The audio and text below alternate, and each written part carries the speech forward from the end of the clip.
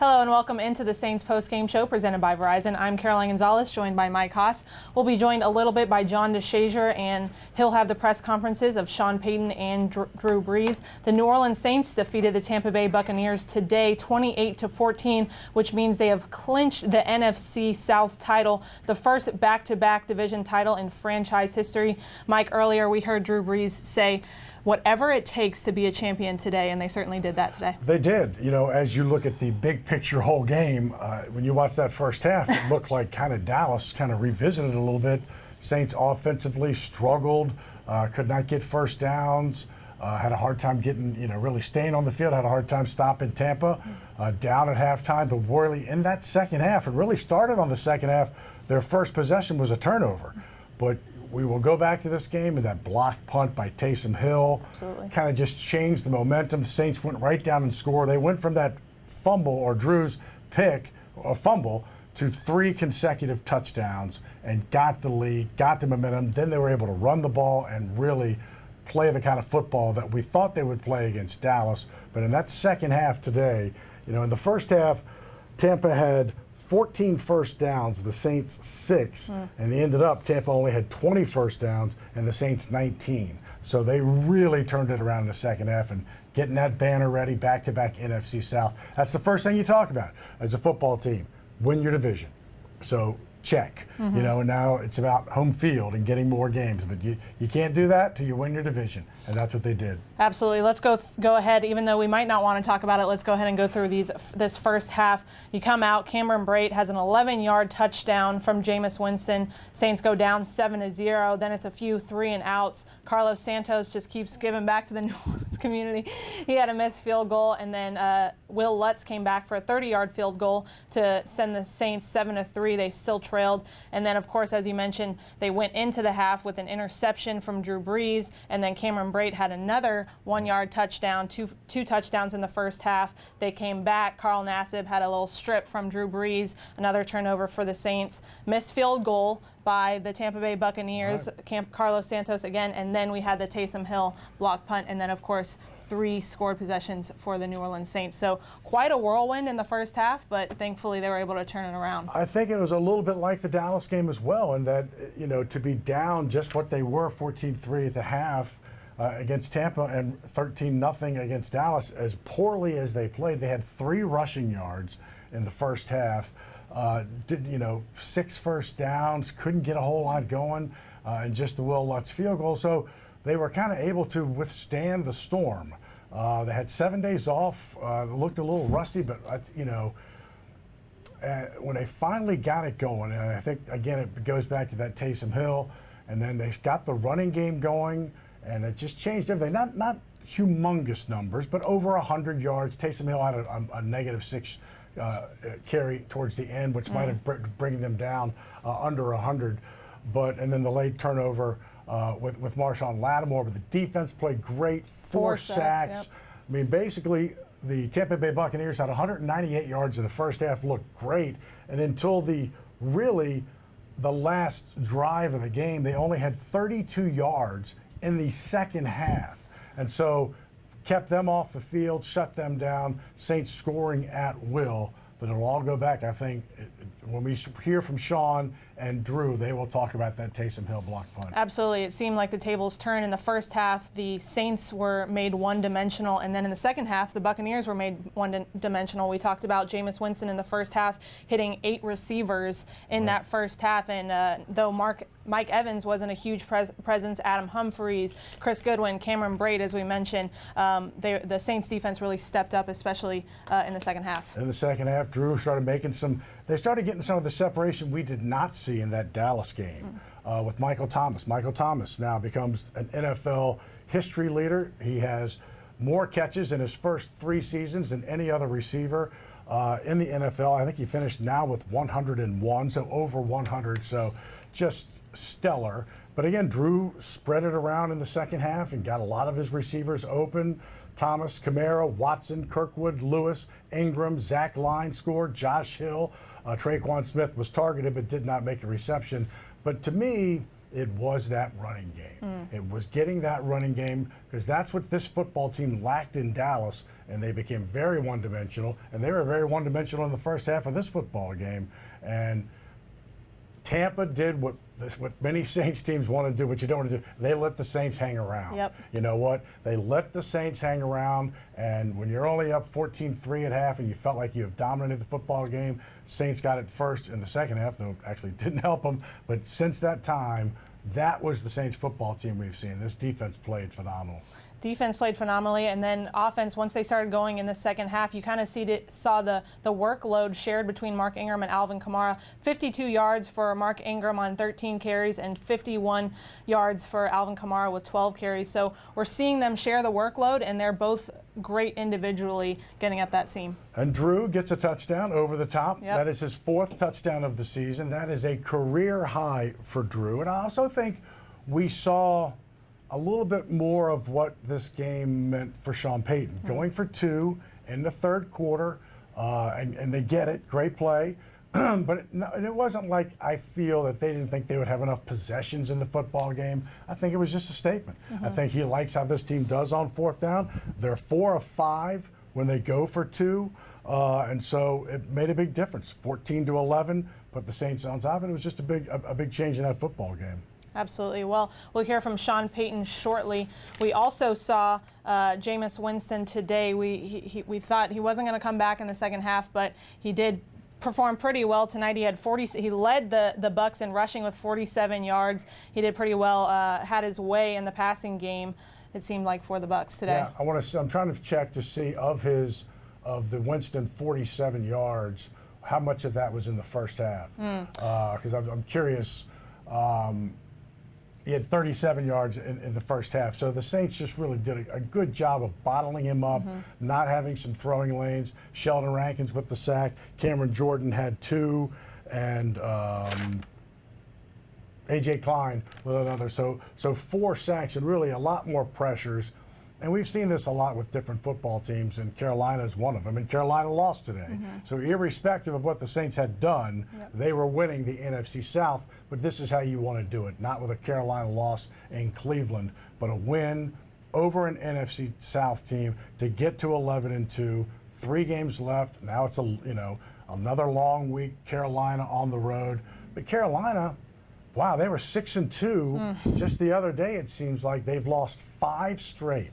Carolina has dropped to 6-7. Falcons lost as well. So the NFC South, which I would have said any given Sunday, as you watched last week, Tampa beat Carolina.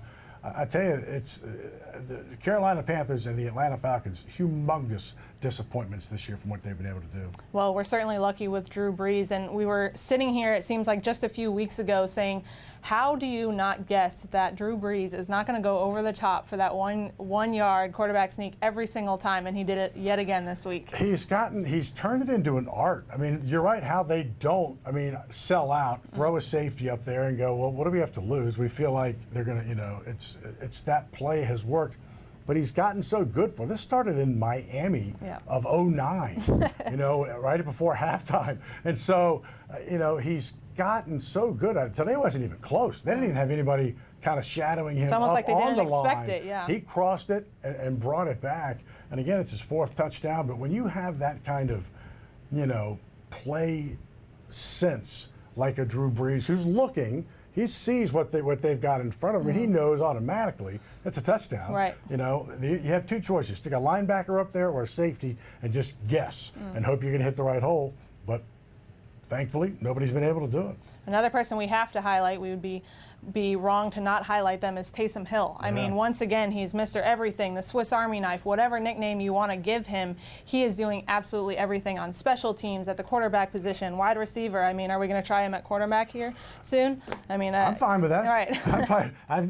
The way some of these cornerbacks have played, kind of coming out of the gate early on, give it a shot. And I think the block punt that he made here was a stunt, where he kind of came into the inside, and the ball, he blocked it almost so well that he didn't block it straight so where the ball would go forward. He blocked it, his hands were on top of it, so the ball went straight down. So it didn't really matter if the Saints had recovered or not.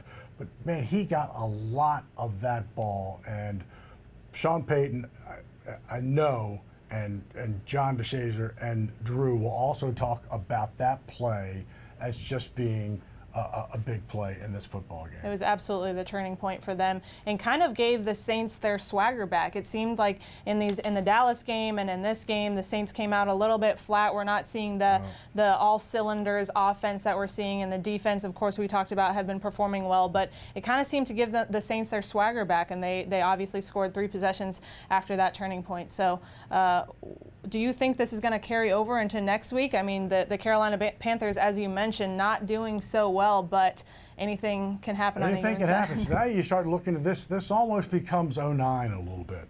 So they had clinched kind of everything. The last 3 games did not mean much. Now, there's still a lot to play for. What happens tonight with the Rams and Bears in Chicago? Saints have the first tiebreaker, but you know, unfortunately for the Saints, and we're watching the press conference, and as soon as Sean comes up, we'll take you there, is that once you get beyond the Bears, they go, I think it's the Niners and Arizona. So their division is not nearly as strong. So you kind of feel like if it's going to happen, maybe last week Detroit, this week Chicago, you feel like if somebody's going to tag the Rams with a loss, it might have to be tonight. Is Mitch Trubisky back this week? I believe he is, yes. I believe, to the best of my knowledge, that Mitch will be back. And I was also wondering what the weather, this front that's moving through mostly the Carolinas and some of the Midwest. So it won't be warm, let's put it that way. It might not be snowing and icy, but it's not going to be warm, and so we'll see how the Rams can handle that. Well, you talked about weather today. Every single Saints beat reporter was talking today about the rain, about how much puddling there was, about them putting tarp on the field and things like that. The rain and the field almost didn't seem to be like a factor for either of these teams today. No, they changed some cleats early on. They did a good job with keeping the field covered, I think, a long time. When I flipped on the television this morning, Tampa was under a tornado warning, and I was like, whoa, good gosh. So it looks like Sean Payton coming to the podium. Let's take a look. Noise. Look, it was kind of 2 different games, really. The first half, we hung in there defensively. We struggled offensively, and took kind of a big play in the second half, the block punt, and all of a sudden, to be able to win a game maybe where you didn't play your best in one certain area or another was significant. Thought the defense after the first drive really played exceptionally well. Thought the special teams won that battle, and then I felt like offensively we finished, and so it was a good win. Obviously, an important win. Why do you think it took a little while to get going offensively? If I knew it wouldn't take a little while, then. No, it was a return. Taysom just hit a seam, and you can always rush a punt, but it wasn't a pressure.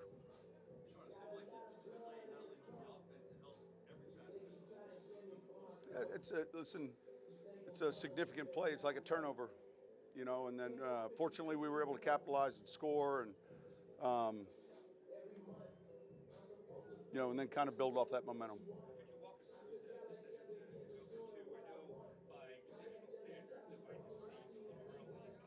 Yeah, I was comfortable with it. So there's not a lot of walking.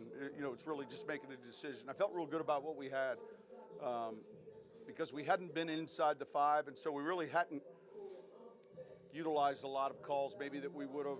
And obviously, if you like a play down there as a 2-point play, you certainly would like it when you're inside the 5. So we felt like we had a pretty good set of plays.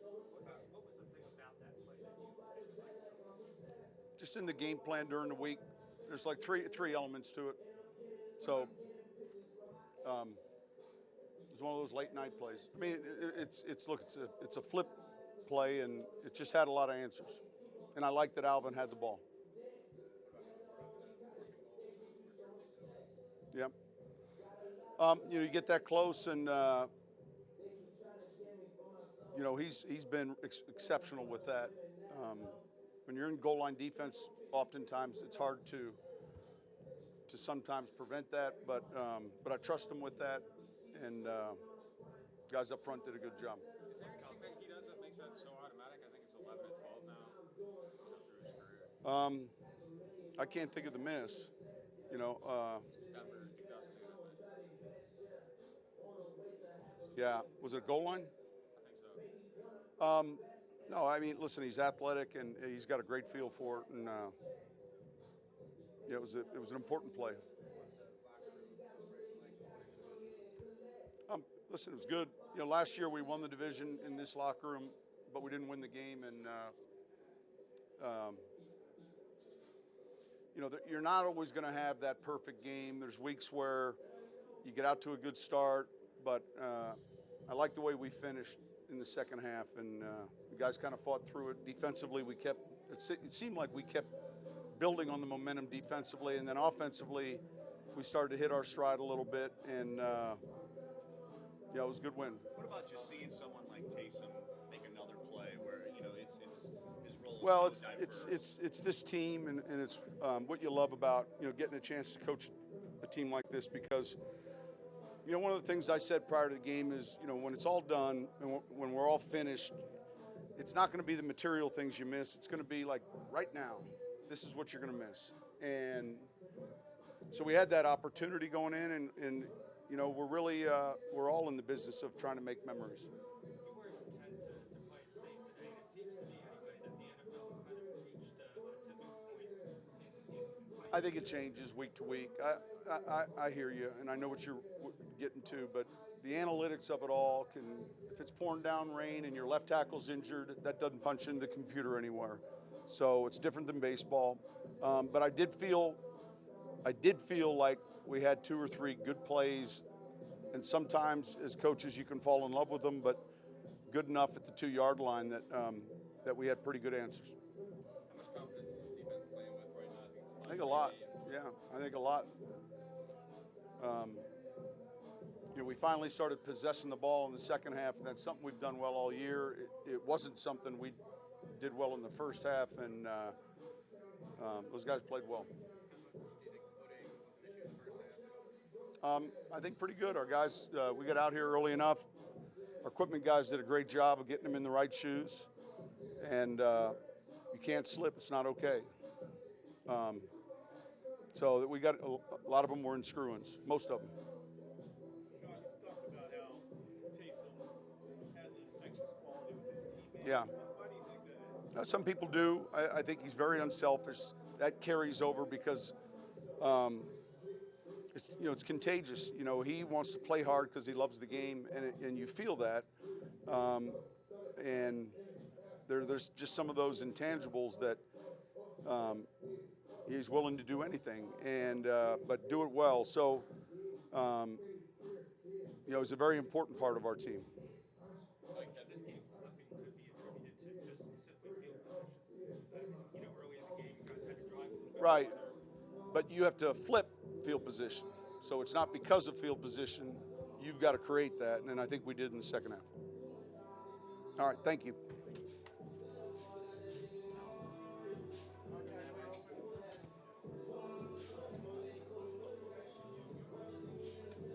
Postgame show presented by Verizon. I'm Caroline Gonzalez, joined by Mike Haas, where the New Orleans Saints defeated the Tampa Bay Buccaneers 28-14 in Raymond Jones Stadium. We'll hear shortly from John DeShazier here in a little bit. And, well, we heard Sean Payton screaming in the press conference because the locker room was so lively. But it's good to hear from Sean Payton. Yeah, it's the music in there gets a little louder each week. I'm always in postgame, and it's always interesting trying to scream at players, but hey, you know what, they earned it. I had kind of forgotten that this is where they clinched last year with a loss, but as Sean said, so they went back-to-back NFC South, I'm so old, NFC South titles in Tampa. With a win today, Carolina loses, so the NFC South, which we thought would just be this battleground, and we see John DeShazier. We're going to go to him in just a second. The Saints are 11-2. Carolina drops to 6-7. Tampa drops to 4-8, and the Falcons drop to 4-9. And so just not really the strength that we had kind of anticipated early on, and no one has really major injuries where, Matty Ryan or anything like that. So hats off to the Saints. You still have Carolina 2 more times, but 11-2 in that division this year, very strong. Something that I wanted to point out in the first half is Jermon Bushrod on that left tackle position. I think he's going to be excited to get Teron Armstead back, hopefully next week with that pectoral injury. But he's doing a fine job on that left tackle position. We'll go now to Raymond Jones Stadium with John DeShazier. 3, 2, 1. Sorry, I didn't know if he was ready yet. Well, Caroline, Mike, you heard it right there. Back-to-back division championships for the first time in franchise history for the Saints, and they do it the hard way. Pitch a shutout in the second half, 25-0 against Tampa Bay for that 28-14 victory here at Raymond James Stadium, and they did it the way you would expect a champion to do it. Again, they didn't take the easy route. There was no easy route because Tampa Bay played pretty well in that first half. Had the Saints down 14-3, and there wasn't a fluke about that. They really defended the Saints well. They had their offense clicking a couple of times in a few areas, but for the most part, the Saints put a heavy burden on that defense, and they were able to get away with it because the defense were able to keep them close. They kept them close until the offense came around, and you got the huge punt block from Taysom Hill. You heard Coach Payton say it wasn't even designed punt block. They simply, Taysom Hill used his smarts, saw a seam and went in and took it off the punter's foot, and there you go. Saints win the division championship. They don't need to get any help from Carolina Panthers. That's the way you want to win it. You want to win your way in. Now, they can concentrate on bigger and better things, namely the #1 seed in the NFC. They only have the 2 losses. We know the Rams have the 1 loss, the one that the Saints were able to give them. So hopefully they'll be able to get a little help from the Bears tonight. But, for the Saints, they're not worried about that right now. If you can hear in the locker room, they're celebrating because they win the division championship, win 11 of the first 13 games. That 10-game winning streak is really the thing that propels them to that division championship. And they've really been able to win the games in a variety of ways. They were able to win this one by not playing their best offensively. We hadn't seen the offense play probably this poorly in back-to-back weeks this season. Didn't have a good game against Cleveland in the second game, but they certainly showed up well against Tampa Bay in the first game. But here it is back-to-back weeks for basically 6 quarters. The offense did not play well, and yet they were able to play championship caliber defense to do it. For the 5th consecutive game, they allowed 17 or fewer points. And that's significant for this team because we know if this team can get defensive stops, the offense will probably come around. We know that this offense hadn't been held down much at all this season. So for them to be able to play that level and that caliber of defense, oh, by the way, Cam Jordan with another 2 sacks, if they are able to do that kind of thing, then they're going to put themselves in a position to win most, if not all, games. Even the game they just lost to Dallas, they lost it 13-10 because they had 7 sacks and forced a couple of turnovers. So this defense is coming on. The offense probably has a little bit of work to get back to. Not always easy, but again, you're playing an opponent that's familiar with you, comfortable with what you do, a division opponent. So it might not look pretty all the time. Certainly didn't look pretty in the run game. We saw Drew Brees throw an interception for the 3rd consecutive game, and we gotten a little bit spoiled because this team hadn't turned the ball over, and we hadn't seen Drew Brees not play clean. But they did play gritty.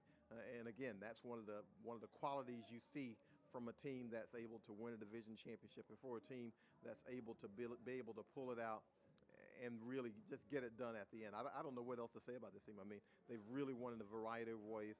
This one was a little bit different than the previous ones, and yet able to win it. NFC South champs.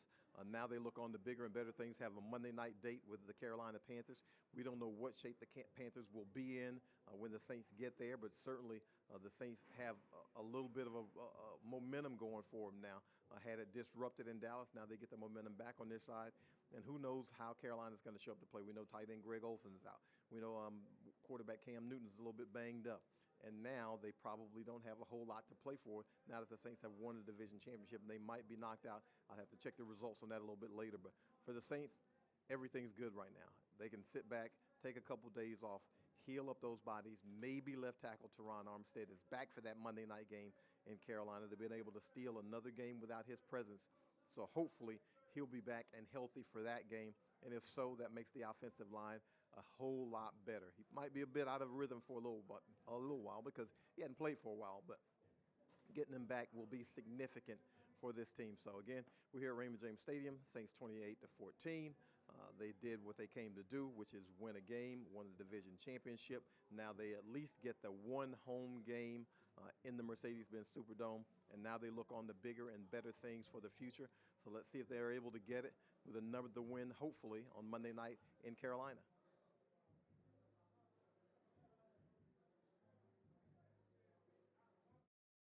John DeShazier, be sure to look out for his post-game recap on NewOrleansSaints.com. Let's go ahead and watch the highlights from today's game against Tampa Bay. They need a first-round bye. It's what Sean Payton emphasized to us. It's not going to happen if this offense doesn't get going. The punt is blocked and is recovered at the 29-yard. Set up in front of Mark Ingram. Second and goal on the fake to Ingram. Brees throws, touchdown. Zach Line, the fullback. Austin Carr in motion to toss to Kamara. He turns the corner and he is in. Ingram in the backfield with the fullback line as Brees goes over the top for a Saints touchdown. He definitely broke the plane here. This is a Drew Brees special. Now he's got to find a way to galvanize his defense and make a play. Ingram picks up a first down and more, still going to the end zone. Touchdown, Mark Ingram. That talent. They're down at 5. Brees throws to the outside. Welcome back into the Saints post-game show presented by Verizon. If you're just joining us, the New Orleans Saints defeated the Tampa Bay Buccaneers 28-14 in Raymond James Stadium. Excuse me for my earlier mistake, Raymond James Stadium. We heard John DeShazier talk earlier about the Saints offense and how they weren't really clicking in the early half, and they weren't clicking against the Cowboys, but now they kind of seem to get their momentum back. What should we see out of them going forward? It's hard to say. It kind of depends on what they need to do. Keep winning. I don't think this is going to be a 2009 year all over again. We do hope the finale of it is the end of it is, but the way the end of the season is going to kind of shape up with the Rams and the Saints and the Bears kind of playing for those 1 and 2 spots. I thought, in that first quarter, it wasn't that they were really not in sync. It's that they're Saints football is not 3rd and 15, not 3rd and 19, and that's what they faced in the first quarter. And so that's not their game plan. 3rd and 3, 3rd and 4, where you've got the ability to run and pass. And so they just kind of struggled a bit, almost kind of like Dallas, where they just couldn't get a lot going. Now, they benefited, and they have benefited several times this football season from missed kicks. Cairo Santos missed 2. 1 hit the upright. 1 was wide right. In a pretty fairly crucial parts of this football game. The Tulane graduate has had a pretty solid NFL career. He's been with a bunch of teams. But those 2 misses, I think, were pretty critical and pretty crucial to kind of, again, not letting Tampa continue momentum. I don't know if it's switched the momentum as the block punt did, but it certainly kept Tampa from gaining momentum. Another thing that benefited the Saints were the 10 penalties for Tampa Bay for 84 yards. Now, the Saints did have 6 penalties for 51 yards, but Tampa Bay, it seemed like they couldn't ever really get in a rhythm where they were supposed to. They kept getting holding, offensive line, things like that. Definitely paid off for the Saints in the end. I think they had 4 or 5 in one drive, consecutive drive. And Drew has now thrown 4 interceptions on the year, and so still enormously low, and they've not been very costly. Yet he's also scored 4 touchdowns, which is a new career high for him. And lest we forget, and it's so easy to forget about him sometimes, and that's Will Lutz, who has just been automatic. He's now 23 of 24. His last miss was the 2nd game of the season, the Cleveland game. And, they haven't been 20-yarders. There have been some 40s and some 45s. And, man, just solid kicks all the way around for him, for Will Lutz. And as John said, for 5 consecutive games, you can hold a defense and hold an opposing offense under 17 points. That's kind of the barometer in the NFL. You're supposed to win those games. Now, they did not win the turnover battle today. They had 2. Got 1 at the very end, but they weren't real costly. And so that is, turnovers are turnovers. It's what happens with those turnovers. And those missed field goals, and Will Lutz, and just this defense playing such good football in the second half, keeping Tampa off the field with only 4 first downs in the second half. That that speaks volumes as to how this defense played. Absolutely. Well, I'm looking forward. I'm trying to pull up the Carolina Panthers stats to see what Cam Jordan did today for the Panthers, but Cam Newton, excuse me. I have defense on the brain, but all right. Our Saints defense is definitely going to have to step up against the Carolina Panthers next week. But as we've seen this year, the Carolina Panthers have been so up and down. One week they can be tremendous, and then the next week they kind of fall off a little bit. So you can never take any game for granted, especially going against Cam Newton. Right. I mean, they have. I mean, for them, so they're 6-7. Best they can finish is 9-7, and hope for the best. But they just played such poor football. I watched the game last week in Tampa because it was such a crucial game because you could watch not only your next opponent but your next two opponents. And I think we had 4 picks. Last week? Yeah, last week. Cam had 4 picks and then one this week against the Browns. So 3 guys, one guy had 3 of them. And you didn't see it much until the end when he couldn't throw the deep ball. But I just felt during that game his arm strength was just not anywhere where it had been, and you saw it in the pickoffs and in the interceptions. So tonight is a big one. I mean, the Bears hosting the Rams, we've been told. 34 and sunny there in Chicago. So that's about probably as good as you can get as Drew Brees makes his way to the podium. So we'll take that. Let's listen to Drew.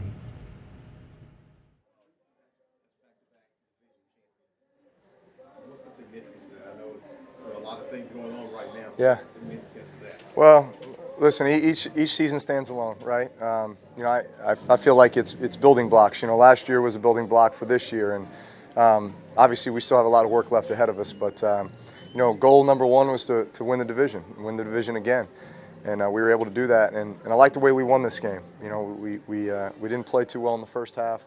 Obviously came in with a big deficit, and we're able to come together and with all sides making plays in that second half. Which is a great team win. I mean, that was, I think, the epitome of a great team win. How big is the block punt?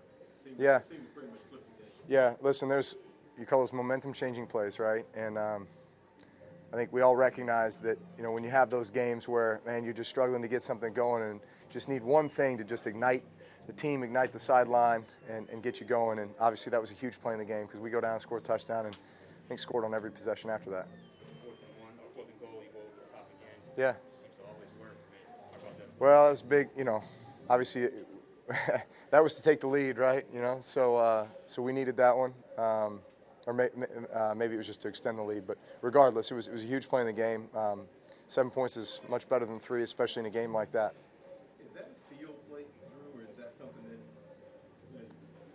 where you just kind of sense it from the defense? You're like, okay, we can get one here. Yeah, I'd say it's a field play. I mean, it's just you feel the kind of the way the game's going, and then obviously you got a choice of a lot of plays down there, but yeah, just pick and choose your moments. What's the key? A good lead? What's Huh? Yeah, I guess a good vertical. Offensively, is this just a matter of you playing a division opponent? They know a lot of the things you do already. Yeah, well, we didn't run the ball as well as we wanted to in the first half. I don't know what our numbers ended up being, but just felt like there wasn't a whole lot of balance. And penalty stopped us on the first drive. We got into 3rd and long, and then we got in another 3rd and long in that second drive. I can't remember why, but listen, if we can be in third manageable situations, which means good first and second down efficiency, then we typically put good drives together and go down and get points. Yeah, been playing great. Man, it's fun. I mean, we feed off them. I hope they feed off us at times, and obviously special teams coming up with big plays in key moments too. So it's a team effort, and today was a great team win. How about you bouncing back after 2 turnovers? How did you stay focused? Just kind of fluke deals. One was on a screen pass, and then the other one, you just get tomahawked in the backfield. So just play fast, make good decisions, and all that stuff takes care of itself. Kind of go over the top. Like, pull the ball back. Do you have kind of good sense of where the goal line is in that scenario? Yeah, I think I do. I think I do. Just extend it as far as you can. Do you know how long your arms are relative to your yard or something? At some point, I think I did that that math equation, and I don't think my arms have grown or shrunk, so I think we're good. And just how would you compare the post-game celebration this year to last year? It's the same locker room, but different. Yeah. We've amped it up even more. I mean, listen, this is what guys look forward to. I mean, this is fun, and this is the stuff you remember, right? Remember, especially road games, road locker rooms, bus rides, and back on the plane, and just those moments together. It's hard to win in this league. It's hard to win on the road, So we're gonna enjoy these moments and continue to build on them. All good. Thanks, guys.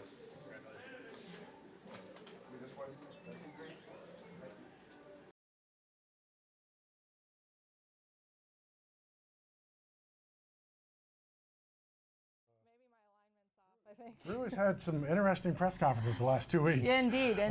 Some questions. I guess last week in the loss, but this week in the win, you get some different type stuff, and you're a little more apt to answer them happily when you win your back-to-back NFC South title. At least he was referred to as champ, so at least he got the proper title on That's champ. right.